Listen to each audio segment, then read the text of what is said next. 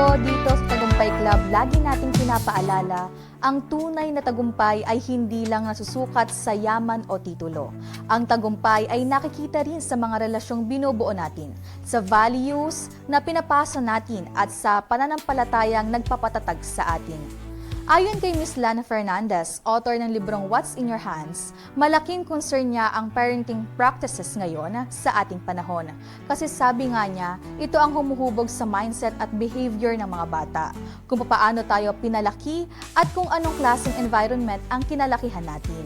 Iyan ang mga faktor na malakas makaapekto sa kung sino tayo ngayon. At dahil sa bigat na mga issue na naipon sa bawat henerasyon, isinulat ni Ms. Lan ang librong ito with a sense of urgency para i-raise ang awareness at ibahagi ang mga insights sa root causes ng mga problemang ito.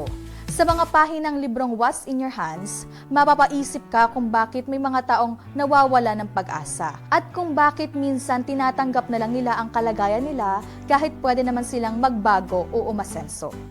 Pero, ang pinaka-encouraging na mensahe dito ay ang sabi ni Ms. Lan, "The Lord desires to transform you and bring you to your beautiful destiny."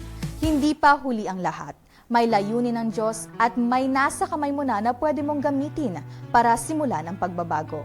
So today, we ask you, what's in your hands? Ano ang ipinagkatiwala ng Diyos sa iyo na pwede mong gamitin para mabago ang buhay mo at makapagbigay ng inspirasyon sa iba?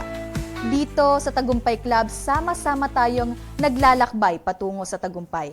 Kasama ang Diyos at kasama ang bawat kwento ng pag-asa. Ako po, si Melanie Ocampo, ang inyong katagumpay.